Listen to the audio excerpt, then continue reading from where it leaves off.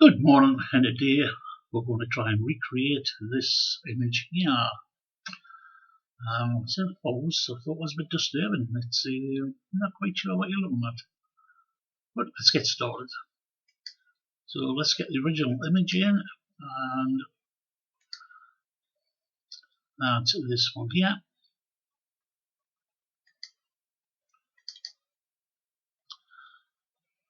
Right, and the first thing we're going to do is isolate the model, because you're in the middle of a great plague and isolation is the key word. So let's select the selection tool, and at the top then select subject comes on, and if we click that, Photoshop will select the subject, and it's done a good enough job for us. So I'll just feather it. So I'll go to select, modify, feather, and we'll feather by 1 pixel. There you go. And if you Control J it will go on to its own layer. If I turn off the original layer, this is what we've got. So now we need to reposition that. And a good practice is always leave space at the front. So if I move her about there, so it doesn't look strange. And it also means that we're probably going to need a bit of extra room in the back here. Now the easiest way to get room in the back, strangely, is to use the crop tool. So if we get the crop tool and just grab a hold of the control point that you want and drag it along, it actually expands it. And once you click the tick, there you go, you just added a bit on. So much easier now that you've got to 18, I think it was. So you see 2018 where the crop tool could expand. Right, we may as well put the background on. So I'll put a new layer on underneath the model. We'll pick the foreground colour, and we'll pick sort of like the light brown colour. And on the background, we'll pick a dark brown. We'll use the gradient tool, light to dark, and make sure it's on radius. Then all you've got to do is click in the middle of the photo and go to the corner. And it'll just fill it in for you. So we'll just leave that for now because we'll blend it in later. And next thing to do is get the mountain in. So we'll go open, and we'll open the image of the mountain. We'll drag it down out of the way, pick up the layer and bring it in. And since we're going to try and match these things up, we'll reduce the opacity on this to about 50%, so we'll see both images. Then we can resize it and see how it goes. Now we see that mountain is not going to match the front of her face, but that bit might, because that's a bit like the shape of a brow, isn't it? So we can right hand click on the mountain photo, and I'm going to flip it horizontal. And you see that I can now match that shape to the front of our brow.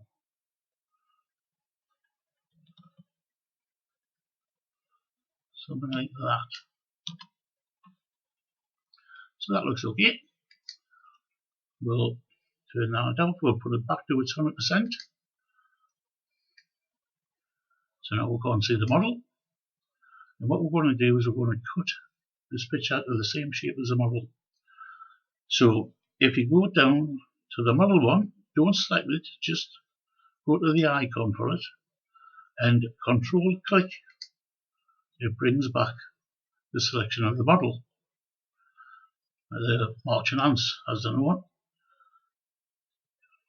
We're still in the mountain layer, so if you now go to there and press layer mask that will actually cut it into the shape of the model's head,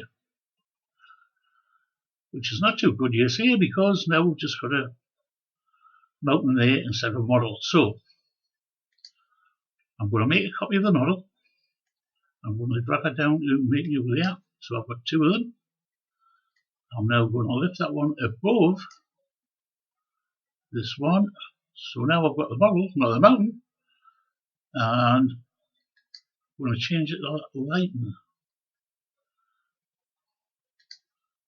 So now we've got a sort of blend going on. Not too good at the minute, but we'll soon fix that. We'll move the opacity down to around about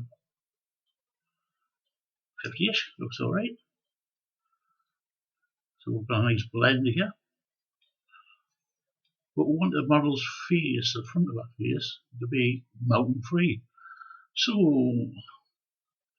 if I, yes,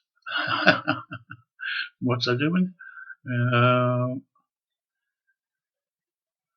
Yes, so I'll go to the mountain mask, get a black brush, and what I'll do is I'll reduce it to about 40%. So we're going to get the blending in right. The fair size brush, and just go around clicking. It'll start taking the mountain away.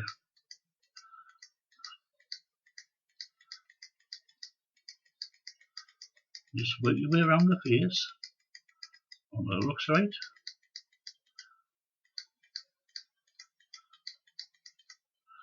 Maybe just make a bigger brush so it's got a bigger feather on.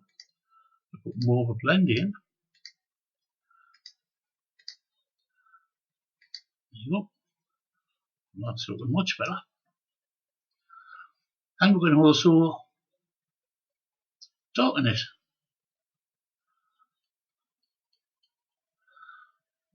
See, this part's a light.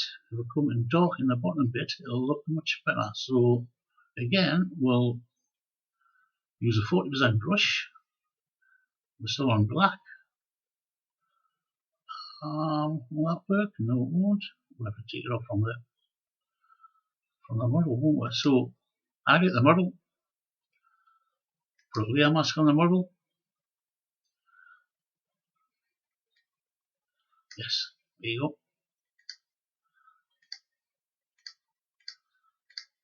Just click around.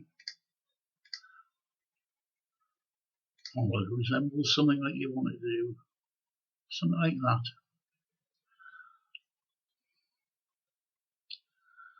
Right, now what we'll do is I'll make a copy of the mountain. I'll just use Ctrl J and make a copy of it. I'll then move that above the model. And what I'm going to do is work in the mask here. So I get the mask.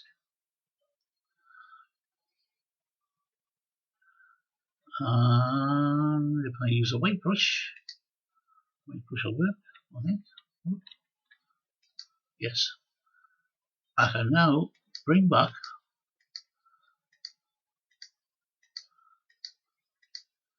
parts of the cloud. Now this is on 40%, don't forget. So you can just click happily around until you get things looking right.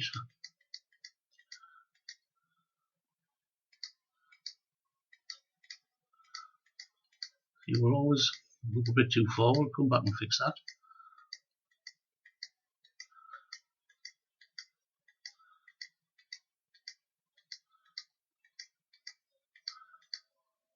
Now if I remember right, there's a cloud somewhere on here.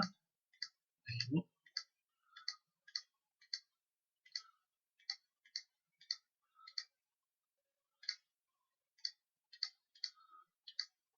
We'll do something like that. Then we're going to flip to black. And I take away the bits where I went too far. Just blend away that bit. So it's not straight. I'm still doing this all on 40%.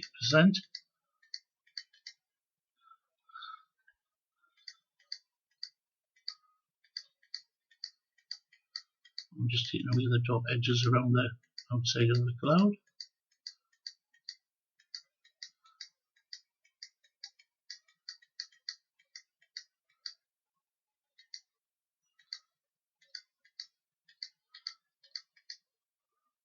And now she's got hair.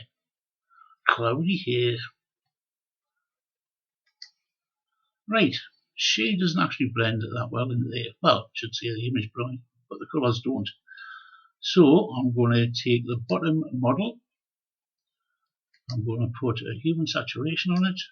I'm going to attach it by alt-clicking between them. And I'm simply going to drop the saturation of the face of the model once it looks more correct. Maybe something like that.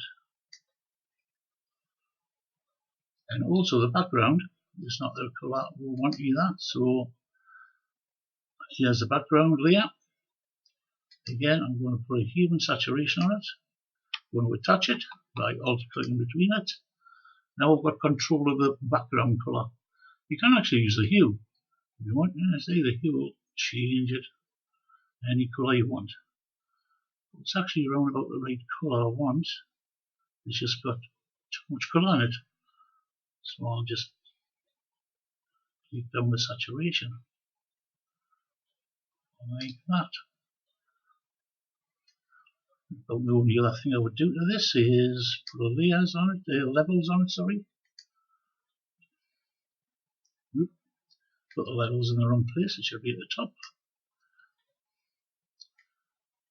And then you can bring your black in until it hits the histogram and the white in. And then any final adjustments? Well, yes, I think so. I think we'll take that saturation of the model down a bit more.